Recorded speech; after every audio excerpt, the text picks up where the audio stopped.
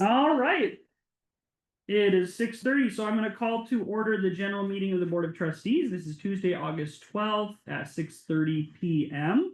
And we will start with a roll call to call to order. Jen, Here. Heather, Here. Jane, Here. Julie, Here. Nancy Sanders, Here. Nancy Schroeder, absent, and Matthew, I am here and present. And we also have Barb Postinger, our library director. Any additions, deletions, or changes to the agenda? Okay, that will move us then to item number 3 on our agenda, which is public comment. And before we begin, a few guidelines. All remarks should be addressed to the whole board rather than to any individual trustee. Neither the board nor the director is expected to respond. This is your time to speak. To promote decorum and mutual respect, members of the public are expected to refrain from displays of approval or disapproval, such as applause or laughter, when a speaker is addressing the board. Each speaker will have 3 minutes to speak. A trustee of the board will keep time. Please wait for Jen's signal to begin. It is the responsibility of the board representative alone to notify a speaker when their time has expired. If the speaker does not give back the floor to the board, the chair will remind them if they are out of order. It is out of order for other members of the public to call for the speaker to stop. Please refrain from speaking before, during, or after everyone else's public comment and allow the chair to moderate. The chair retains the right to stop any speaker who uses profanity or abusive language during public comment. If the speaker has a request of the board, this should be made within the allotted 3 minutes. We will begin this evening with Elsie.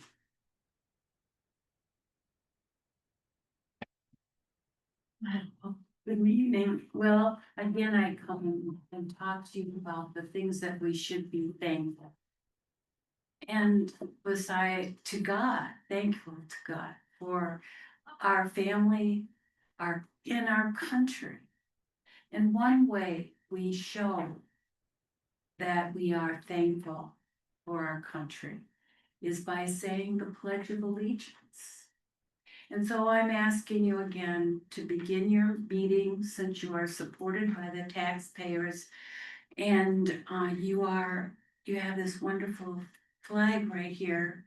So I'm going to ask people who wish to join me in saying the Pledge of Allegiance. So you may all stand and say the pledge if you wish. I pledge allegiance to the flag of the United States of America and to the republic for which it stands, one nation, under God, indivisible, with liberty and justice for all. And I thank you very much, because I am part of this country, and you are all part of this country too, and I am grateful. I'm grateful for the library board. I'm grateful for our library. And I'm grateful for a country that allows us to check out books and read what we want to. And I thank you very much. God bless you. Thank you, Elsie. Next, we'll hear from Becky. I'd just say first, thank you for the reading, or sorry. Yeah. Okay. For the readathon, that was a lot of fun to do. Got me reading again, so that was kind of fun, and I hope to keep doing that. I would also like to say that I too appreciate living in this country and being a part of an American where I have freedom of speech, which protects not only the right to express one's views, but the right to refrain from expressing views that one doesn't hold, which applies to the Pledge of Allegiance, meaning you can't force people to salute the flag against their will or recite the Pledge of Allegiance or force people to stand for it. I also really appreciate religious freedom in this country, which allows us to express ourselves and our religion in ways that we see fit. And it's also never an end to Gay Pride Month, as far as I'm concerned. So, gay people. So, thank you. Thank you, Becky. All right, that will bring us to the end of public comment. And so we will then move on to number 4 on our agenda, which is our action item to approve the consent agenda, which includes our treasurer's report and bills, library account listing and investment portfolio minutes, approval of both the general meeting of the Board of Trustees from July 8th, 2025, and the policy committee meeting from August 5th, 2025, and department reports from July 2025, including the adult services coordinator, the adult services, youth services, and marketing and outreach coordinators, and our statistics from July 2025. Do I have a motion to approve the consent agenda? When can we remove items? When we have a motion, yeah. Then I'll move. Okay, Jen moves to approve the consent agenda. Any discussion or questions? Is there something you would like to remove? Yes, please. I'd like to remove the policy committee meeting, please. Okay, we will remove the policy committee meeting. I would also like to remove the statistics report from July 2025. Is there anything else that we should remove from consent agenda? Any other discussion of consent agenda? All those, I'm gonna do a roll call for consent agenda. Is that right? Is that right? Thank you. For consent agenda, including all those items minus the policy committee meeting and the statistics. Then I will call for a vote from Jen, Aye. Heather, Aye. Jane, Aye. Julie, Aye. Nancy Sanders, Aye. and Matthew. I say aye. We pass the consent agenda, and that will then move us to a motion to accept the policy committee meeting. Do we have a motion to accept the minutes of policy committee meeting from? Thank you, Heather. Any questions or discussion? What you got, Jen? Yes, I have a question. In other minutes, we have a note on there about who took the minutes and submitted them. I didn't see that for those minutes. Is that a standard practice that we want to follow, or? Yes, Okay. that would definitely be standard. And that was the first time Nancy Schroeder, I Okay, believe, that's submitted what I minutes, so Okay. yeah, I'll let her know and we'll Okay. fix That that. was my only question. So is that a motion to amend the minutes to include minutes taken by Nancy Schroeder? Yes, please. I think, is the time that we finished up on there? It is. Oh, okay. Yeah, but there's no, minutes because. No, I got that. I thought there was a time missing on either the beginning or the end. Okay, I've got a motion to amend those minutes to include minutes taken by Nancy Schroeder. Any discussion about that? All those in favor, say aye. Aye. All those opposed, say nay. Okay, so those are amended. Any other discussion about those minutes before we approve them? Okay, all those in favor of approving those minutes, say aye. Aye. All those against, say nay. And that passes. Then we will look at the statistics. We have a motion to approve the statistics from July 2025. I'll move. Thank you, Heather. Any question or discussions? There was just a flip-flop. If you look at the items reported that were under checkouts, I believe, video games and video recordings, the numbers got swapped. So Barb will change those. Anyone have them up? Yeah. So video recordings would be listed, I think is above it, That's 30, and that will change to, 484, okay, so would someone make a motion to change video recordings to 484. 484 and video games to 30? I'll make that one. Thank you, Jen. Any discussion about that? How'd you catch that? I just noticed the video recordings was much lower than usual, and then I asked, and she said, oops, yep. Because then video games were much higher, so. Okay. I mean, it's a huge difference, so obviously, but yeah. Mhm. Okay.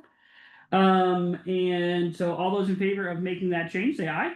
Aye. All those opposed, say nay. Do we have then, we've got a motion to approve it. All those in favor of approving that report, say aye. Aye. All those opposed, say nay. Julie, am I going too fast? Yes, a little. I'm Okay. pretty close to being done though. But who Okay. made who made the motion to approve it? Heather made the motion to approve the stats report. Jen made the motion to amend the stats report. And Got both it. of those motions passed unanimously. Yeah, Okay, Heather made the motion to amend it. no, to approve. Okay, so we're amending, approving and amending again? No, we approve. Motion to approve. Motion. and Motion to amend. Yeah. Yeah, okay. Mhm. All right. Isn't this fun? I have rollerblades if you wanna go faster, Julie. I just wrote Jen Lee. For business to just be in person's name. Oh, good, good. Excellent. Okay. All right, that then ends item number 4. We'll move on to item number 5, old business. I left this on here in case there was anything old to discuss that came up since I was on vacation last week and there has not. Wonderful. So we can- We will then move on to number 6, director's report. Yes, so some things to highlight. Number 1, electronics recycling. I worked with CMJ, our IT department, to work with us on cleaning up the server room because we had a lot of old technology in there, even from COVID days, that was just sitting doing nothing, that had no purpose. I had been hesitant to do anything with it to recycle it because there's still library private information on there. And so working with CMJ, they suggested working with a specific company who they work with to do electronics recycling, and they wipe all of the computers and will send you certificates that state that the computers have been wiped, and then they recycle all of them. And it's not just computers, they recycle anything that's electronic that we had. So we had a few monitors back there and the old telephones were back there and some old server boxes that were no longer needed. What was that? I'm sorry. That's I said okay. it sounds like my basement. Oh, yeah. Yeah. So they came by and they were able to recycle everything that we didn't need. I did have CMJ look through everything to make sure that we kept what we needed to keep and give away what we could. So the room now feels like a room and not a hoarder's closet, which is wonderful. So that's all done. And I would like to make that a regular occurrence, maybe like an annual occurrence if the server room starts getting overwhelmed again. And we will be recycling computers every year as part of our tech plan. So like 1 year, the adult and youth computers get updated, next year staff computers get updated, next year servers get updated. There's rotation. So that was done. Is there a charge for that? There's a charge for the larger items, but it is within our budget. You know, to do that. So Barb, just a tangential question. The library did an electronics recycling truck here one time. We did. Is there any possibility of that happening again? Was that successful? Would it be something that? Here, I wrote it down, said, oh, we're doing another electronics recycling thing, but Not quite. not. So I want to say yes. However, the last time we did it, they told us that we didn't have enough. Oh. Yeah, we didn't produce enough items to warrant them coming out. That may have changed. They may have different packages now, or even different companies that could offer different solutions for us, because I did think that was a great program and we did have people participate. It didn't produce as much as they were looking for. So if you're curious, I can definitely talk to Emily and see if we can get another program on the calendar. I know we took some things over to the Kendall County had some recycling and it was a couple of years ago. And I'll tell you the lines of people that were lined up, and the DeKalb County, I think DeKalb County will do it. If you live in the county, you can go up there, but anywhere you go, the lines are there like around the block and down the street. So I would surely think it'd be a nice community service thing if in fact, you know, we can check. We could do it, yeah. I can definitely research They that. also included shredding with that. Mhm. There was a shredding truck, which I think is another service that's awesome. You know, where they, you know, you bring your box or whatever and you watch them put it in the shredder. So it's for confidential information. Awesome. Thank you. Barb, you want to tell us about IPLAR? Yes, IPLAR is the Illinois Public Library Annual Report. It always takes place for libraries who have fiscal years running July through June. it is a report for the post completion of the previous fiscal year. So you have July through August to finish it. It's officially due the 1st of September. We are in process completing that right now. So just a note And that it's we're from 24 to 25. correct. Okay. Any questions? Nope. Moving on to emergency action guide. The whole first draft is done. Yeah. It's finished. I am very excited about it. So now, Julie, Yeah. we get to work together to do some editing. Alright. Yes. I did include it in the packet. I don't expect any of you to have read through the near 89. 100, near 100-page document. But it is there. Table of contents helps you. Yes.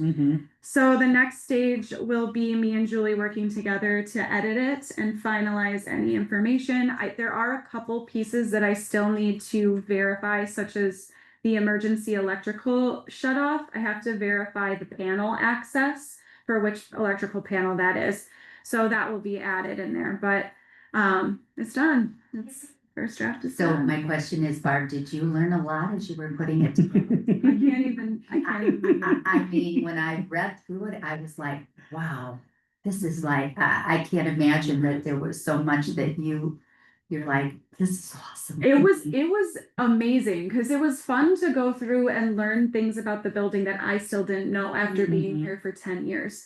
Like the water shut off valves and all different things, that there is like natural gas shut off that I should know where all of these things are. Mike should know where all of these things are. Now everyone will have access to learning how that's done and where exactly it is. So I learned a lot, and it made me feel more secure about the building. And the graphics in the emergency shut off section, that was just the pictures of the levers and Yes. knobs. Okay. That was great. I thought Yeah. how helpful for staff Yes. to not have to like read a description and go say what matches, but to just see a picture of what they're looking at and then arrows and the direction of where to turn the thing, you know. So. I did feel it was like cut the green wire, not the red wire. Very useful information. Good. Hey, Barb, one question I did have, I didn't read it all, but I did scan through it. Is there a plan or a description of a revision plan moving forward? I mean, you and Julie are gonna do that, but a schedule for review and updating. I don't know if that would need to be incorporated in the manual, but you know, just as names change or contractors change and providers change. Yeah, so there hadn't been a revision process. There are the like monthly checklists and annual checklists. And I don't remember fully because I did it a while ago, but I'm fairly certain that on that annual checklist, there is a section that states revise this, like review and revise to make sure that all the information is updated. Because I have to do the same thing with the FOIA document that we have in the foyer, where it has all the information about the who are the FOIA officers, who to contact, the phone numbers, all of that. And I have to do that every year because board members change, you know, businesses change. So I want to add that to my annual report list, but it would be good to just keep it in that document as well. So I'll make a note to verify that that's in there, and if not, that'll be page 90. So Barb, question on, what's the actual, is it gonna be a physical document? Is there gonna be anything physical that the staff has, or is it all gonna be online, or? So my preference is to have the primary document stay as a digital resource because it's easily accessible anywhere. So as I want it to be emailed to everybody annually so that they can access it through their email if in a pinch, go on the computers if they need it. Physical copies are really difficult because they get outdated so quickly. Absolutely, that's why I was wondering, because already it's got my name on as president. Yes. And then as staff members change, your Contact list. contact people and who's in charge, I forget the terminology you used in terms of, you know, who's, so. Right. That's why I wondered if it was all gonna be digital. But what if the power goes out? Phones. So you'd still have it if you emailed it to yourself. Yeah. on your cell I phone. just feel like we need a actual I was physical, thinking the at same least too. It one. might be nice just to grab it off the shelf and go, Yeah, instead of taking the time to try and look it up. especially if If it's something's pictures of the happening. water. So an idea that I was having in terms of that would be taking the most likely emergencies that we would experience here, Mhm. power shut off, tornadoes, severe storms, potential flooding, and have those in kind of a summarized version of it. Mhm. So we could produce a packet, so it's like 10 pages as opposed to 90, and then that would be easier in every way, shape, and form for Yeah. people to access Mhm. stuff that we would more than likely experience at some point. Yeah, I think that's just so, like Julie said, so they have something to grab right then, instead of having to say, wait, let me find it. yeah. Yeah, I have to find this. Yeah. Yeah. Okay, No, that would Turn be to excellent. fire, tornado. yes. You thought you were done. That's okay.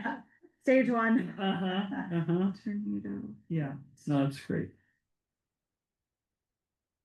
All right. I will add it to the list. Definitely missing child, I would put missing child on there. And. All right, you wanna tell us about Prairie Cat app? Okay, can I ask one other question yeah. about the director's report? I was really interested, Barb, you had a reference in there of working with the community on the swing. Thing up at the hospital. Yes, Okay. yeah. Could you explain? Yeah, so what do you, I know what it is.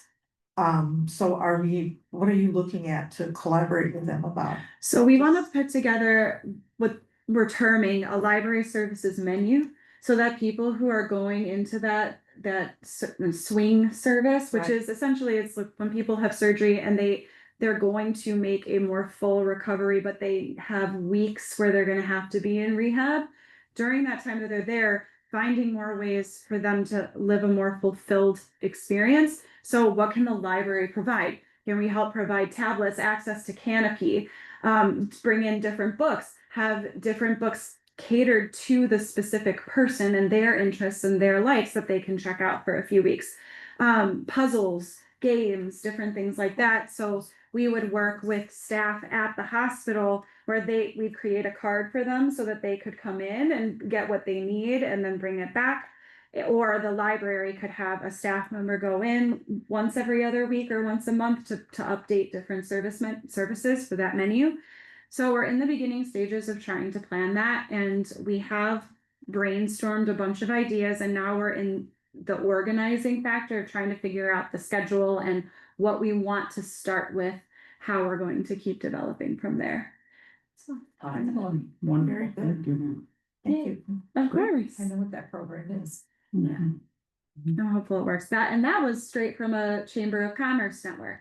Cause I'm on the board serving with Ashley Brown, who is a manager over there.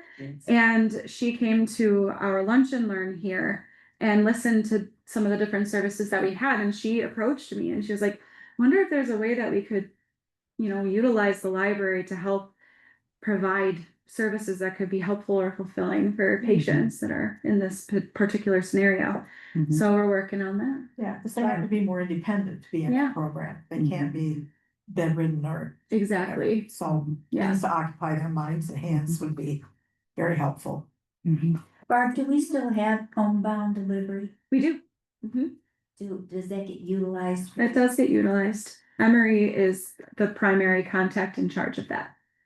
Or, I'm sorry, employee in charge of that. Do you think that's something that could be added to our statistics? The homebound delivery? Sure.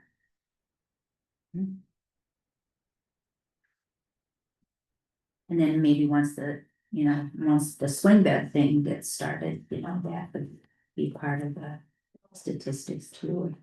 Yes, that Yeah. definitely would, because that'd be considered like a program. So we would add that as a recurring. Okay. We could. Perfect. Great, good idea. And there was something else that was really cool, I think in, the youth services. About educate station, Yes. could you talk about that? I cannot. That Michaela Yeah, would be the primary contact for that, especially because I've been gone for a long time from on vacations the Mhm. past few weeks, so I'm not as well versed.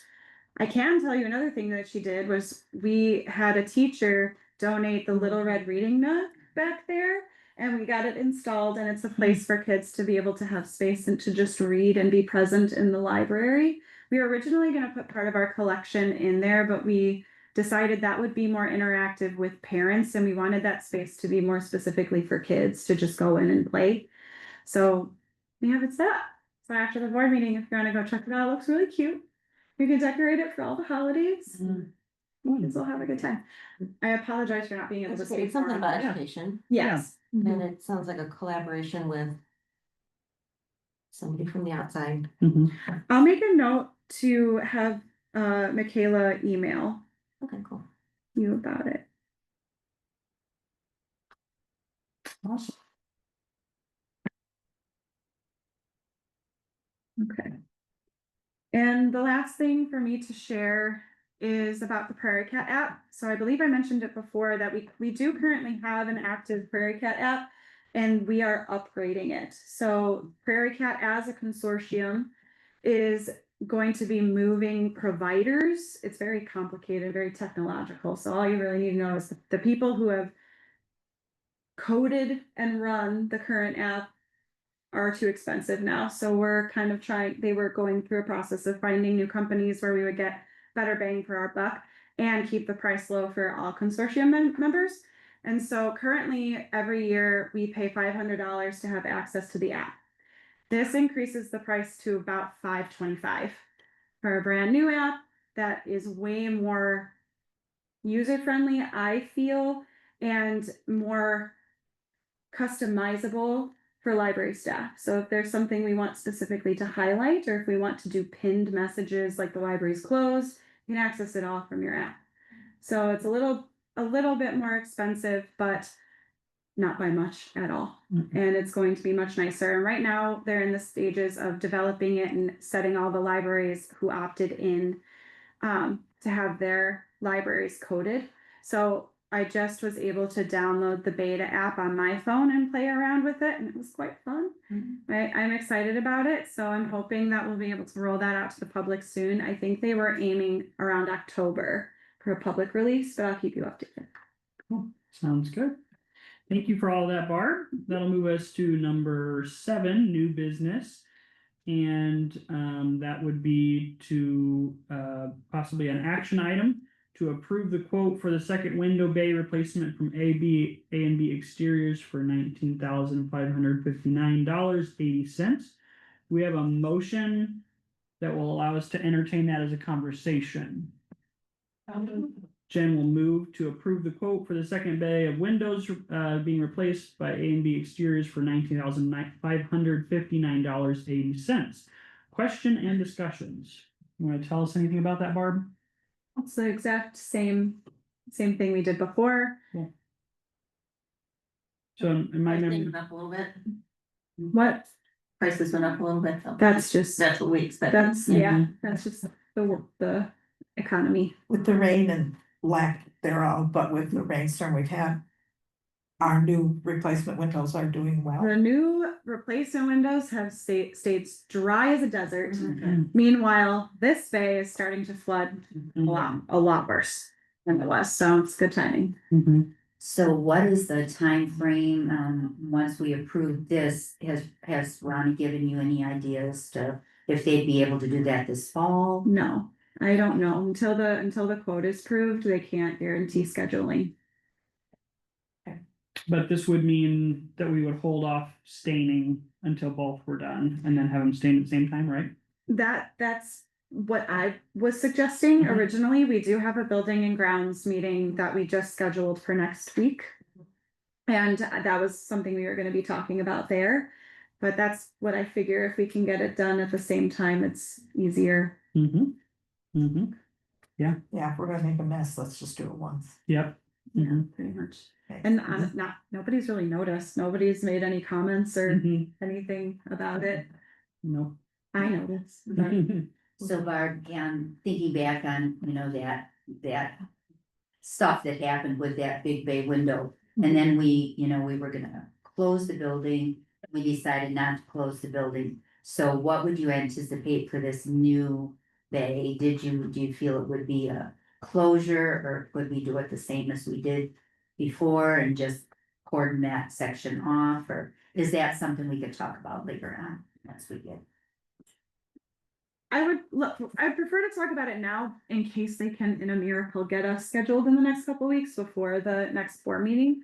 But I would prefer to keep the library open. We didn't have as much disruption as I was worried about when they were here before. We just kind of closed off the section that they were working around, and nobody was worried about the noise. We didn't have many complaints about that.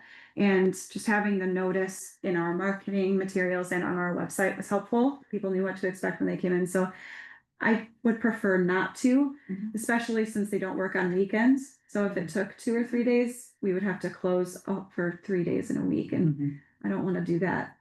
So this time around, I'd like to try to keep it open. And that was unusual because they had a part that they had to wait on. Oh, yeah. Correct, yeah. That was, was be as extensive. Which- as we think. Won't be the case this time, right? Ronnie Yeah. assured me, Yeah, yeah. yes, he assured me. Mhm. So he said as soon as this quote is approved, they can order the materials, and then he knows exactly what to look for to make sure when it's all shipped that Mhm. all the pieces are Yeah. correct, because they shipped the wrong parts. Mhm. So he thought they were all correct, and it wasn't until install that they realized wrong part. Mhm. Excellent. So he was Yes. falling all over himself Mhm. with apology. Yes. And we appreciated that. And the money for this we have earmarked for the building. Correct. So it's still from when we built the building, is that right? The grant Yeah. funds still Mhm. left over. Yeah. So. Great. Any further discussion or questions about that motion? All those in favor, again, Jen made this motion to approve the quote for the second window bay replacement from A&B Exteriors for $19,559.80. We'll take a roll call vote. Jen, Aye. Heather, Hi. Jane, Julie, Aye. Nancy Sanders, Aye. and Matthew, I say aye. And that passes. Thank you, Barb. Considering what we had talked about and what had been talked about over the years, I don't think what they're charging is outlandish. Mhm. Yeah. I really don't, so. Good, good. All right, that'll move us to number 8, committee reports. Anything from building and grounds? Did you meet? No? We Okay. have a scheduled meeting Okay, next week. very good.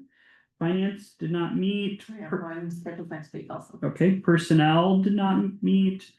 Policy committee did meet and has 2 things to bring to us. So the first is a recommendation to approve the revised internet and computer use policy. Is there a motion for that? I know. Thank you, Heather. Any discussion or questions? Anything you want to tell us about? Internet and computer updates and changes all the time, so we have to keep updating and changing the pods. Mhm. What were some things that changed? Any Fire. workers? So this draft is a completely new version from the previous one. I believe the previous one was 2019 Mhm. that it had been last reviewed, and that's the one that has been currently on the computer. So when any age group logs on to one of the public library computers, they have to accept the computer use policy, and that was the previous one. After what we experienced last year, we wanted to look deeper into this and make sure we were up to date with everything. Technology changes and updates yearly, and there are new concerns that come up. So we wanted to completely revise this, and this was over the course of, I believe, 2 months Yeah. of looking at it and revising. So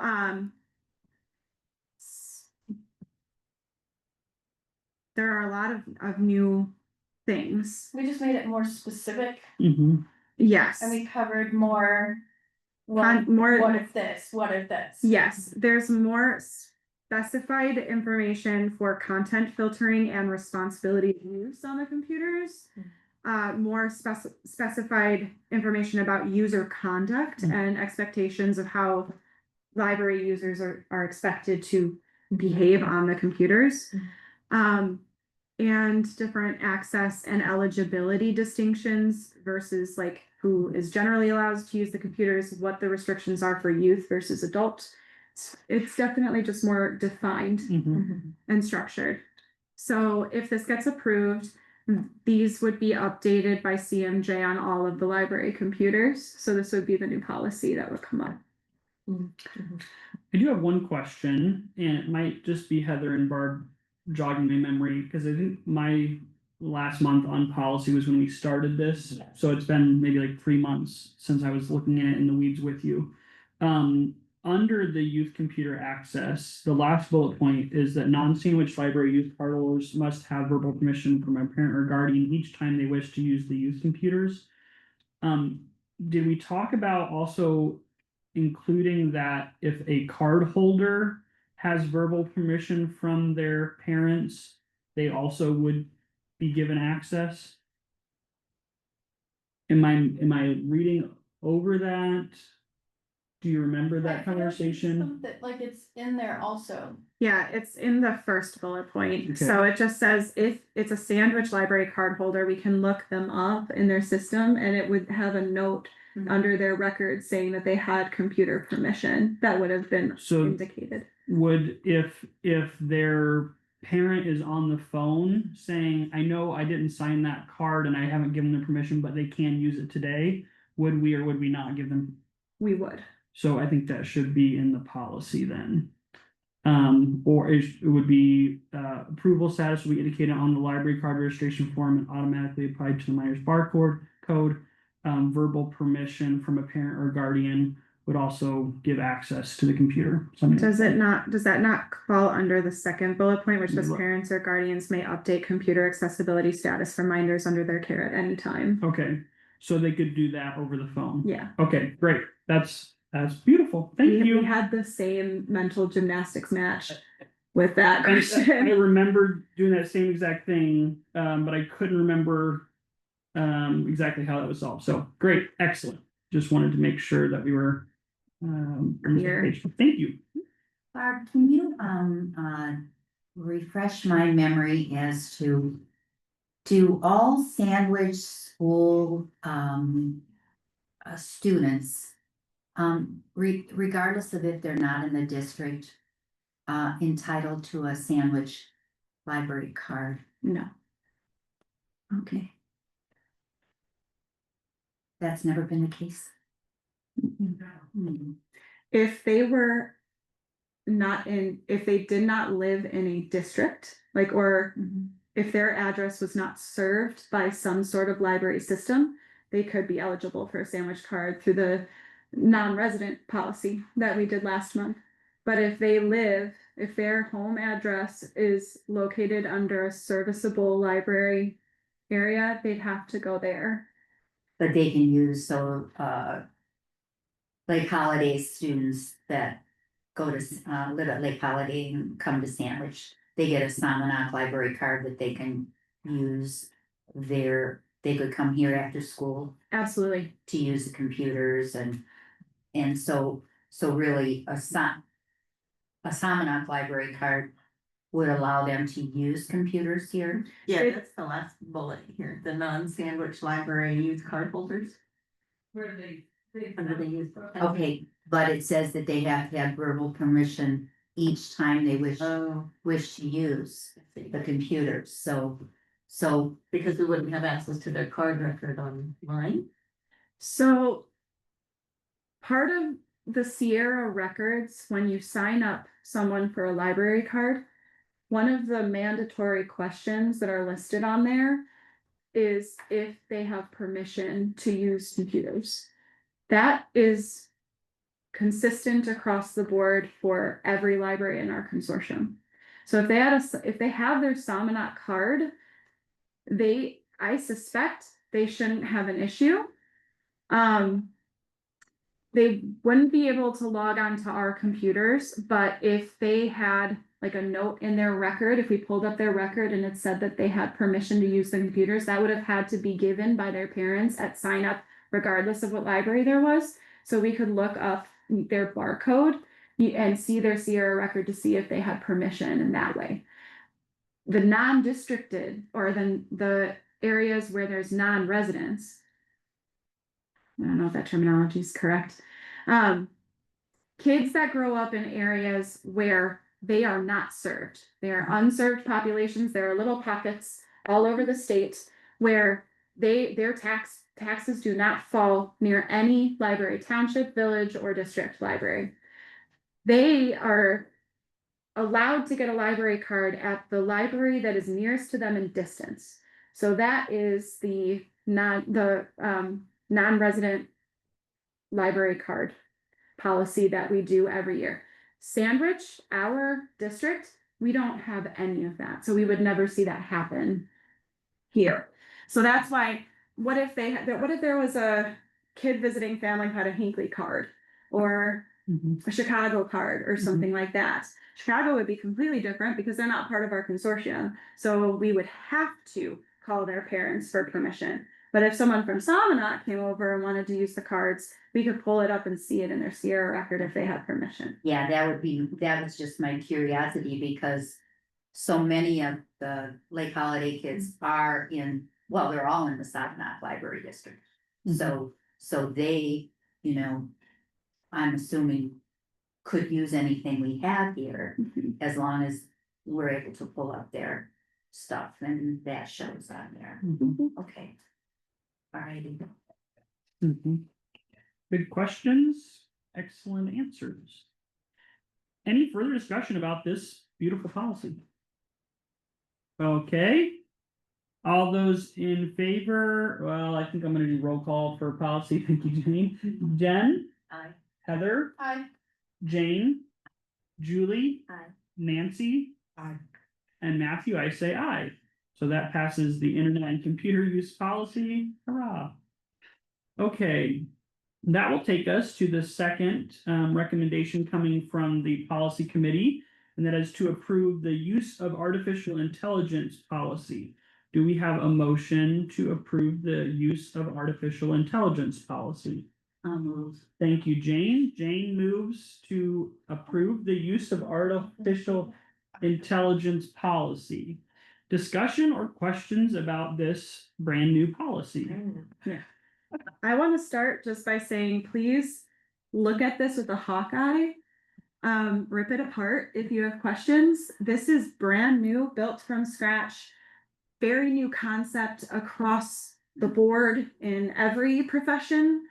AI, I'm sure as you're familiar, has kind of taken over everything on the internet. So you can't really go to websites without experiencing it. For example, if you go on Amazon, Rufus, that's AI. On your phones, if you have Apple, Siri is AI. You have AI everywhere. ChatGPT is AI. You can't really avoid it anymore, and there are no legal guidelines on use. So it's become increasingly important for businesses, companies, nonprofits to find a way to develop structure and ethical practice using AI. So this is new, and I took the meat of this policy from the DeKalb Public Library, who has developed this policy from scratch, had it reviewed by a lawyer, and has shared it with libraries in our consortium to use as they see fit. So I took that and adjusted it based around the parameters for Sandwich, and this is what I came up with. This version has not been approved by or reviewed by a lawyer.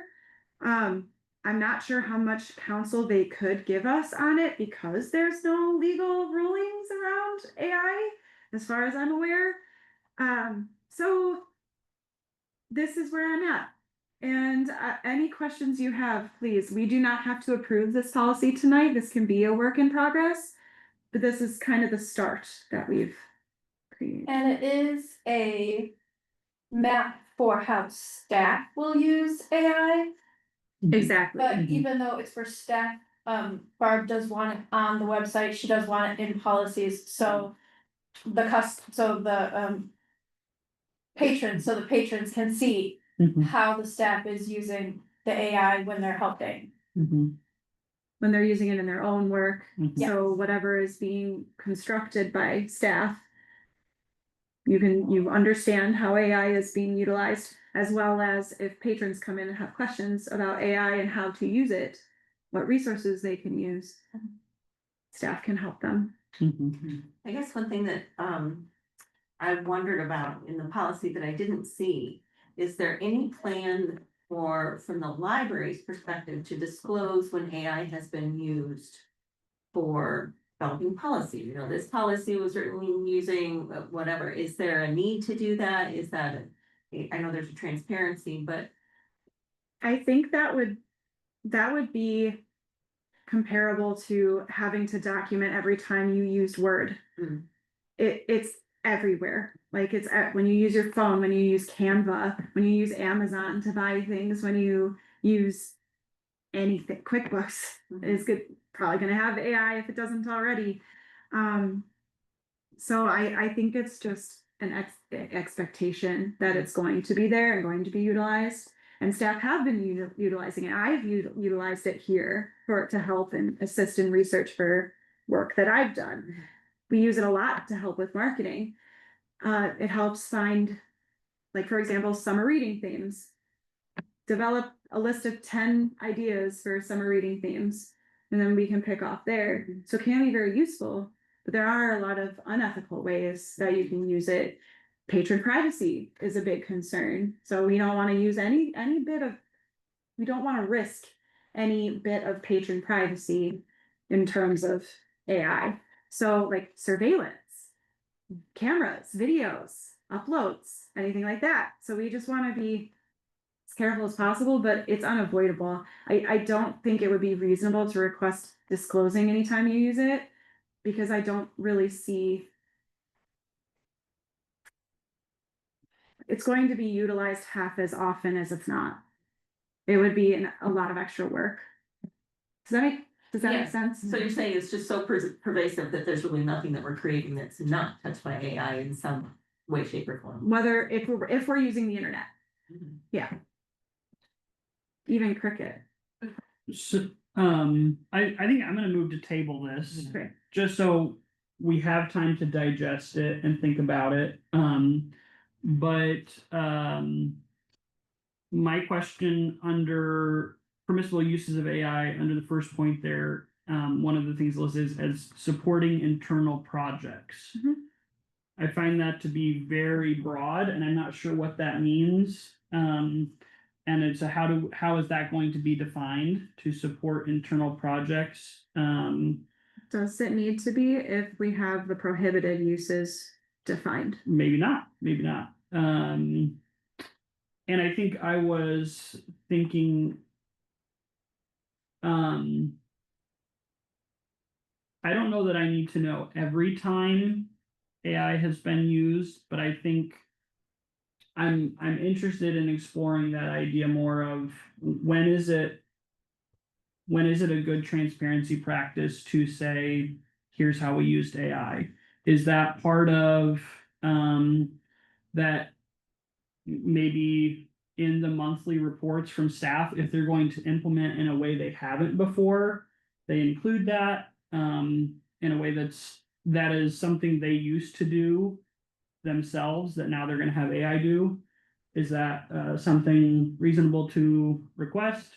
Don't we just assume like, if we have the youth director is developing a program for the kids, we assume they're gonna go on the internet and check with other libraries and things, so we're assuming that they use the AI. Mm. So if they I see your presented point, a yeah. program to me, I would assume that they had made reference to some Form of AI. form of AI. Right, Yeah, I would think yeah.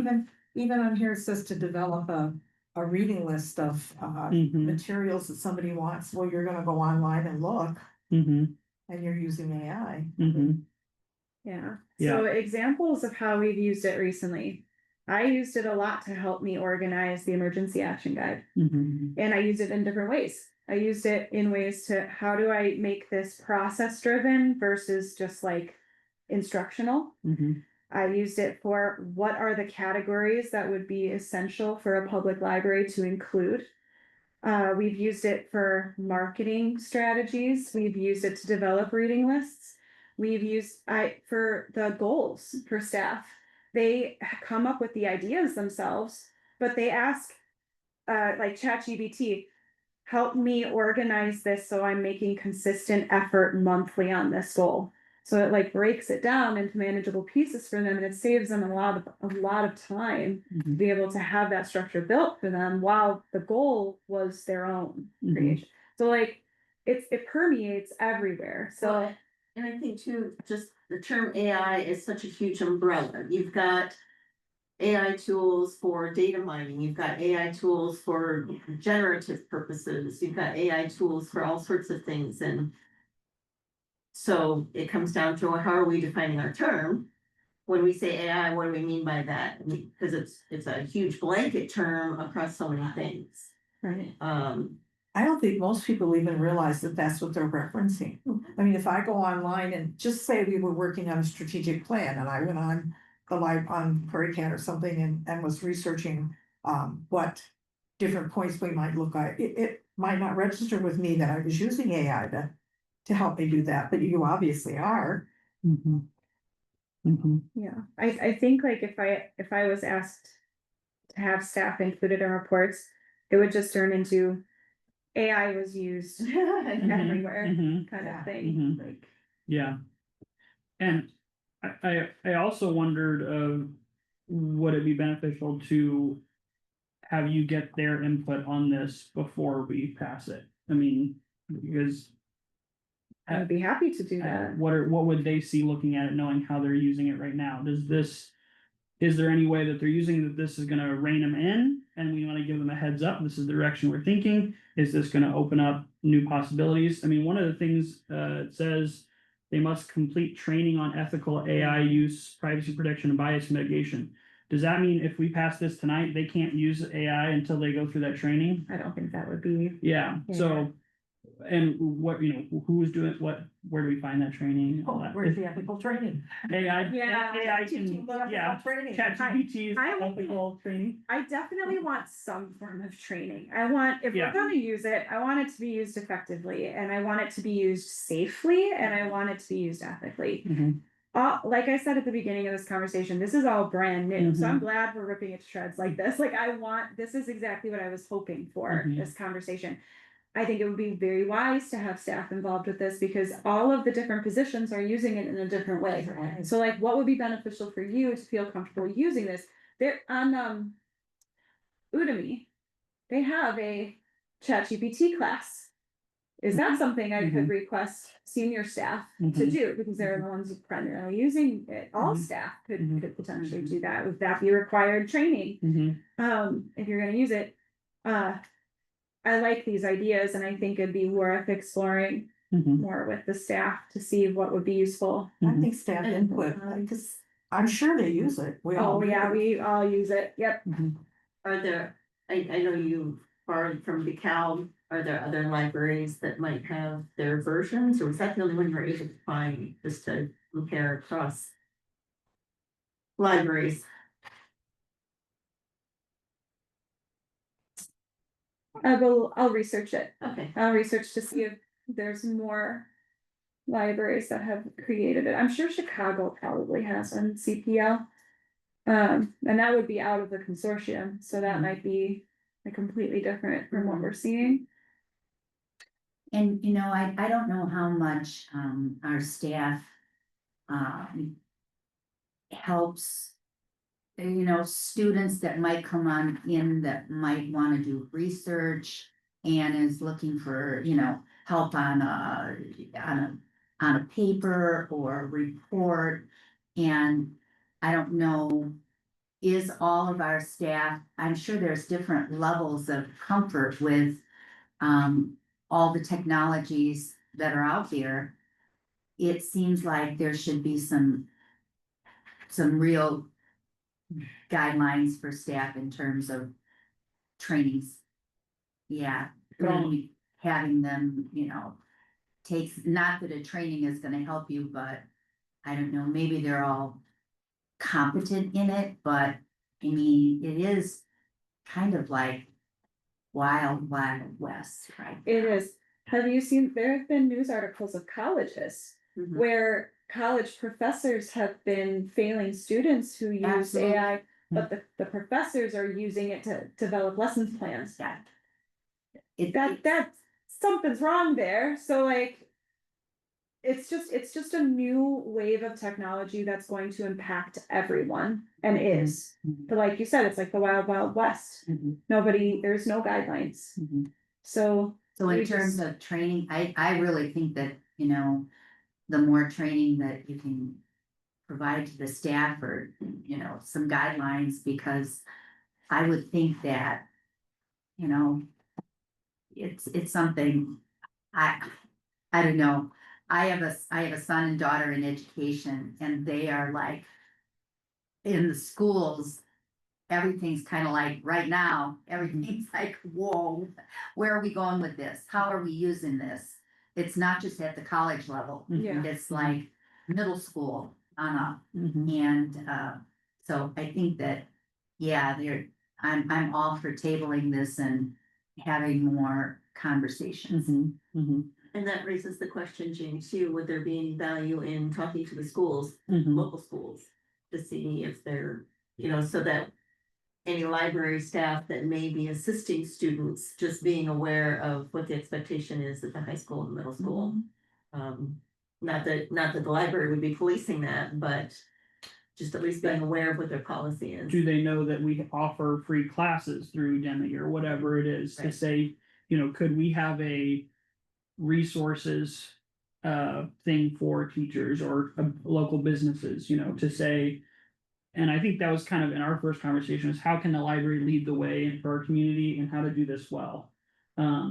So, and I think this is the first step. I think the training is great. I could almost see that as an in-service day.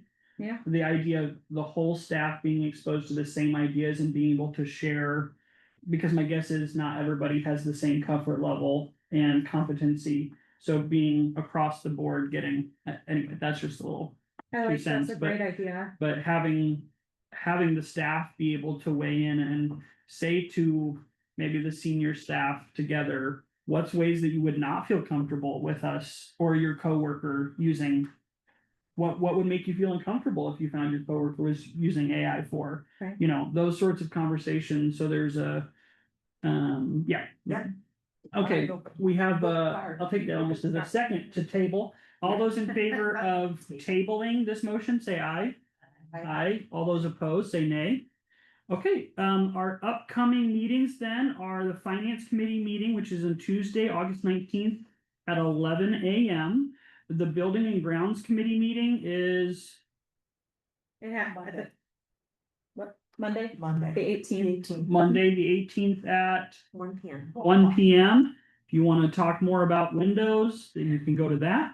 And if you want to talk more about AI policy, the Policy Committee meeting will be on Tuesday, September 2nd, 2025 at 2 p.m. Again, all board members are welcome, and including the public as well. And the general meeting of the board, the Library Board of Trustees next month will be Tuesday, September 9th at 6:30 p.m. Do I have a motion to adjourn? Thank you. All those in favor say aye. Aye. All those opposed, meeting adjourned at 7:28 p.m.